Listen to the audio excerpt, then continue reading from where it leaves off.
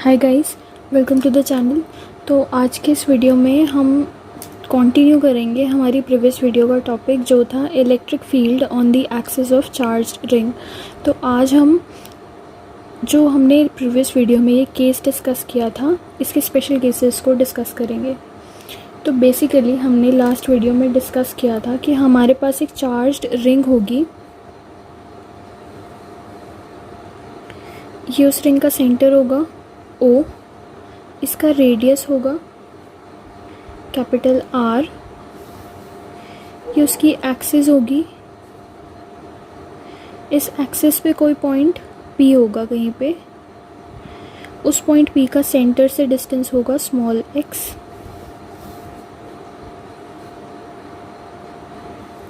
और ये डिस्टेंस हमारे पास होगा स्मॉल r। ये हमने डिस्कस किया था लास्ट क्लास में, लास्ट लेक्चर में, लास्ट वीडियो में।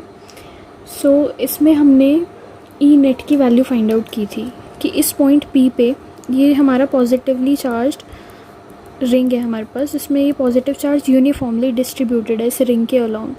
तो इस यूनिफॉर्म डिस्ट्रीब्यूशन ऑफ चार्ज, ये जो रिंग के along uniform distribution of charge है, इसकी वजह से इस पॉइंट P पे नेट इलेक्ट्रिक फील्ड कितनी लग रही है उसकी वैल्यू हमने फाइंड आउट की थी ई नेट की।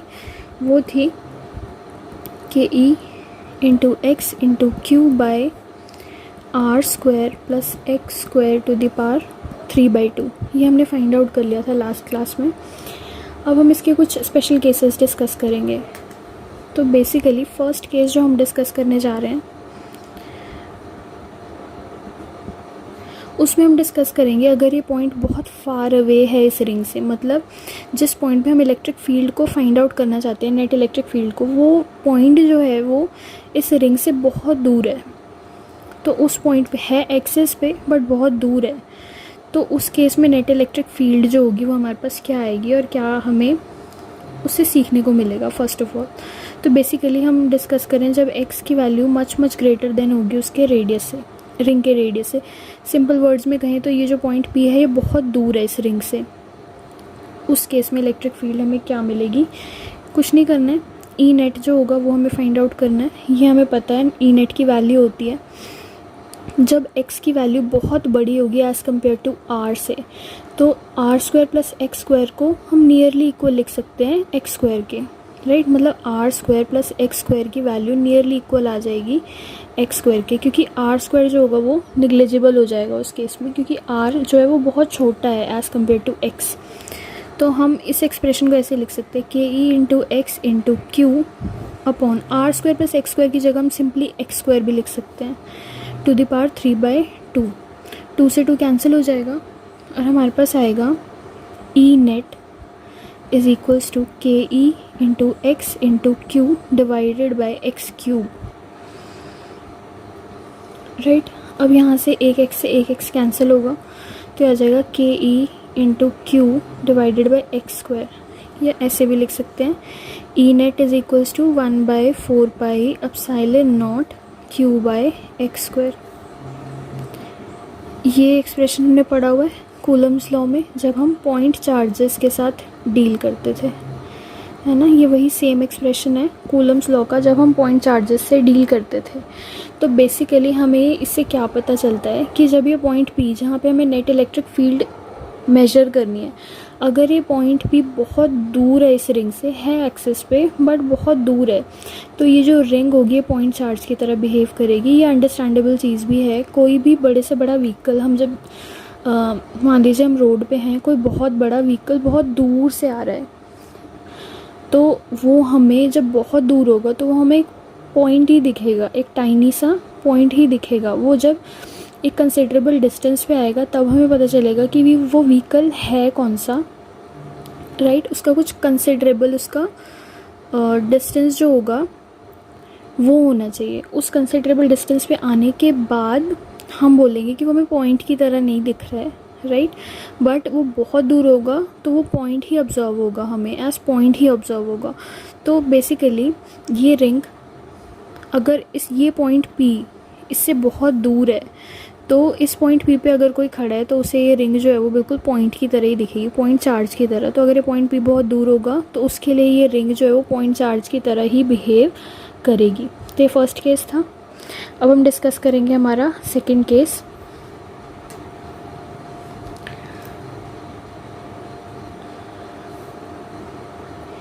बेसिकली सेकंड केस में हम क्या करेंगे, ये जो सेंटर है इसका, इस सेंटर पे हमें फील्ड की वैल्यू फाइंड आउट करनी है, ई नेट फाइंड आउट करना है। तो सेंटर पे बेसिकली होगा क्या, ये जो ओ पी डिस्टेंस है ये ज़ीरो हो जाएगा, राइट। बेसिकली ये जो पी पॉइंट है ये कोइंसाइड कर जाएगा ओ के साथ। तो ये जो एक्स डिस्टेंस हमें दिख रहा है ये एक्स की वैल्यू ज़ीरो हो जाएगी, ओ और पी कोइंसाइड कर जाएंगे, एक्स की वैल्यू ज़ीरो हो जाएगी। तो अगर मैं इस एक्सप्रेशन में x को ज़ीरो डाल दूँ तो ओवरऑल एक्सप्रेशन ही ज़ीरो हो जाएगा, right. Zero multiplied by anything is zero. तो बेसिकली अगर x ज़ीरो है तो ई नेट भी ज़ीरो ही होगी। तो इससे हमें क्या पता चलता है, इस रिंग के सेंटर पे नेट इलेक्ट्रिक फील्ड जो होगी वो ज़ीरो ही होगी, राइट। मतलब रिंग के सेंटर पे फील्ड ऑब्ज़र्व नहीं होती है। ये सेकंड केस था। केस 3 जो हम डिस्कस करने जा रहे हैं उसमें बेसिकली हम फाइंड आउट करना चाहते हैं ई मैक्स। मतलब ऐसा कौन सा पॉइंट है जहाँ पे मैक्सिमम फील्ड की इंटेंसिटी हमें मिलेगी, हम वो पॉइंट को फाइंड आउट करना चाहते हैं। तो इसे फाइंड आउट करने का एक ही तरीका है, differentiation, d e by d x. With respect to distance हम फील्ड को डिफ्रेंशिएट करेंगे, ज़ीरो से इक्वेट करेंगे। जब हम ऐसा कुछ करेंगे तो x की कुछ वैल्यूज़ मिलेंगी हमें, उन्हीं वैल्यूज़ पे फील्ड की जो इंटेंसिटी होगी वो मैक्सिमम होगी। तो बेसिकली हमें करना क्या है, हमारे पास ई नेट का एक्सप्रेशन है, उस एक्सप्रेशन को हमें डिफ्रेंशिएट करना है विद रिस्पेक्ट टू डिस्टेंस। और डिफ्रेंशिएट करने के बाद x की जो भी वैल्यूज़ आएंगी उन वैल्यूज़ पे या उन पॉइंट्स पे फील्ड की जो वैल्यू होगी वो मैक्सिमम होगी। तो बेसिकली हमें करना क्या है, डी बाई डी एक्स करना है फील्ड का, फील्ड मतलब इसका। तो basically d by d x हमें करना है k E into x into Q divided by r square plus x square to the power 3/2 का, और इक्वेट करना है ज़ीरो से। तो सबसे पहले हम कॉन्स्टेंट्स को बाहर कर देंगे, तो ये आ जाएगा के ई into q d by d x of remaining.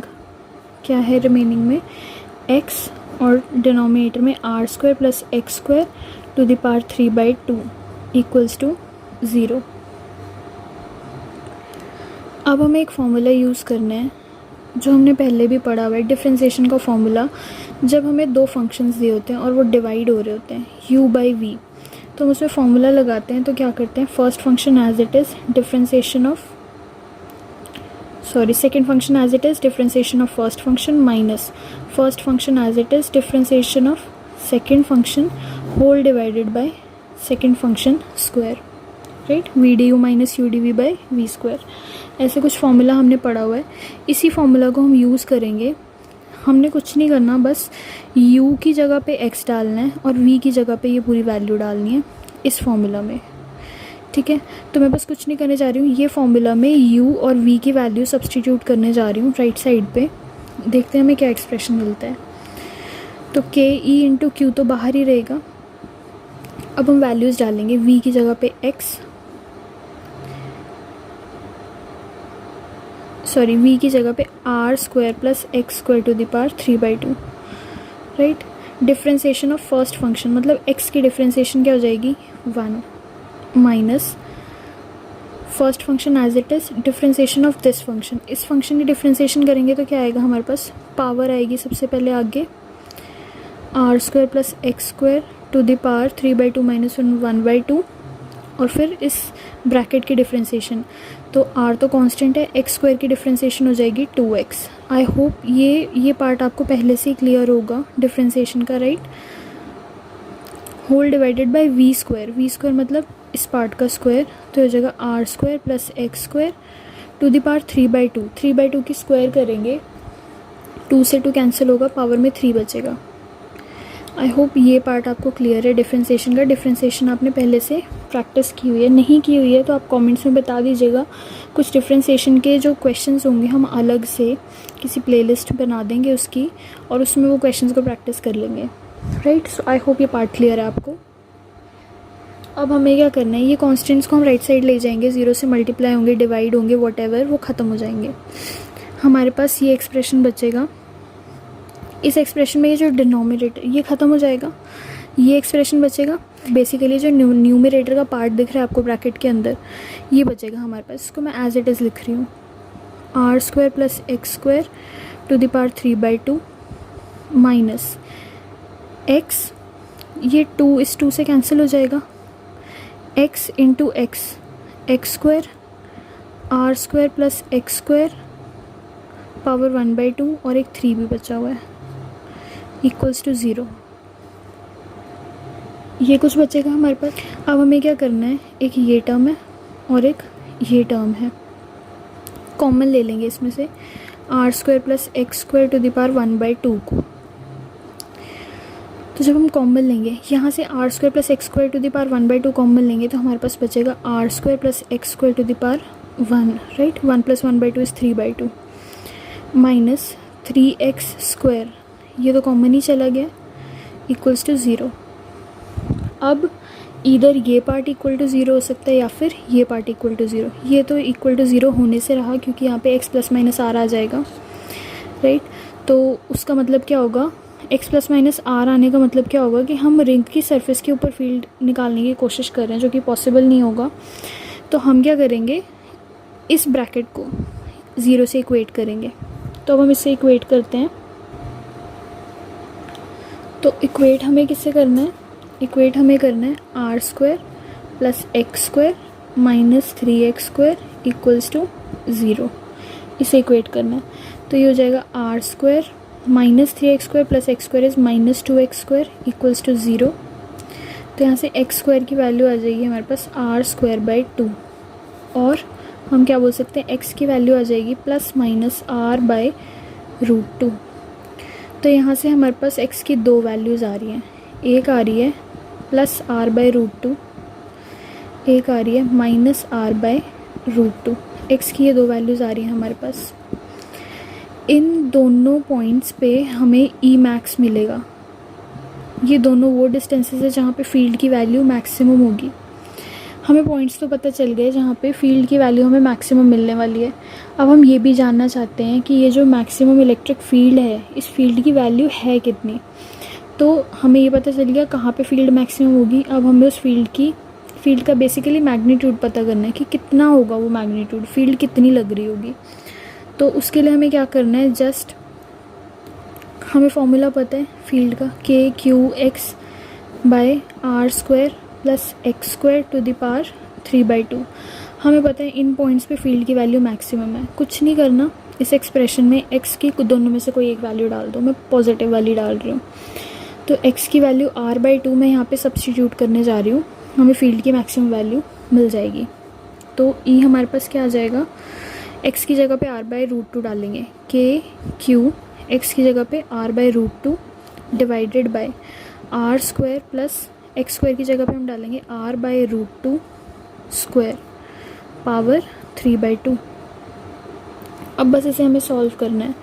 तो आ जाएगा KQ r/√2 divided by r² plus r²/√2 into √2 2 power 3/2। यह आ जाएगा KQ r/√2 divided by r² plus r²/2 is 3r²/2 power में 3/2। अब हम क्या करेंगे, KQ r/√2 तो एज इट इज़ रहेगा। ये जो पावर 3/2 है, सॉल्व करने के पर्पज़ के लिए मैं कर रही हूँ, आप जैसे चाहें वैसे सॉल्व कर सकते हैं, कोई हार्ड एंड फास्ट रूल नहीं है। मैं क्या कर रही हूँ, 3/2 को मैं तोड़ रही हूँ, 3r²/2 इसको मैं तोड़ रही हूँ पावर्स में 1/2 और 3 में, ठीक है। 3 और 1/2 को मल्टीप्लाई करेंगे फिर से 3/2 ही मिलेगा। तो मैं इसको ब्रेक कर रही हूँ। अब हम क्या करेंगे, KQ r/√2 as it is रहेगा। ये जो 1/2 है इसको मैं अंदर लेके जाऊँगी ब्रैकेट के, तो 3 की पावर 1/2 क्या हो जाएगी, √3। r² की पावर 1/2 हो जाएगा r, 2 की पावर 1/2 हो जाएगा √2, और पावर में 3 तो है ही, 1/2 अंदर चला गया। अब हमें इस पावर 3 को अंदर लेके जाना है, तो हमें क्या मिलेगा, ऊपर वाला तो एज इट इज़ रहेगा KQ r/√2, राइट। अब 3 को 3 बार मल्टीप्लाई करेंगे तो आएगा 3√3। r को 3 बार मल्टीप्लाई करेंगे तो आएगा r³। √2 को 3 बार मल्टीप्लाई करेंगे तो आएगा 2√2। अब बस इनको सॉल्व करना है। न्यूमरेटर तो एज इट इज़ रहता है KQR/√2। अब ये जो डिनोमिनेटर में टर्म है, इसको जब हमें ऊपर लेके आना होता है तो हम क्या करते हैं, जो टर्म न्यूमरेटर में होती है उसे डिनोमिनेटर में कर दीजिए और जो डिनोमिनेटर में उसको न्यूमरेटर में कर दीजिए। तो बेसिकली ये टर्म तो एज इट इज़ लिख दी हमने, इसको जब ऊपर लेके आएंगे तो रिवर्स कर देंगे। तो 2√2 ऊपर आ जाएगा और 3√3 r³ नीचे आ जाएगा। √2 से √2 कैंसिल होगा, एक r इसको काटेगा, r² बनेगा। तो हमारे पास बचेगा 2KQ/3√3 r²। ये है हमारी ई मैक्स की वैल्यू। ये मैक्सिमम फील्ड इंटेंसिटी है जो हमें देखने को मिलेगी इन पॉइंट्स पे जहाँ पे हमने डिस्कस किया है। तो ये है उसका मैग्नीट्यूड, ये है फील्ड का मैग्नीट्यूड, और ये है वो पॉइंट्स जहाँ पे ये फील्ड हमें मिलेगी, मैक्सिमम फील्ड हमें मिलेगी। So I hope this video was useful for you. These were the special cases of this part. So I hope this video was helpful for you. So far that's it for this video. Thank you so much for watching.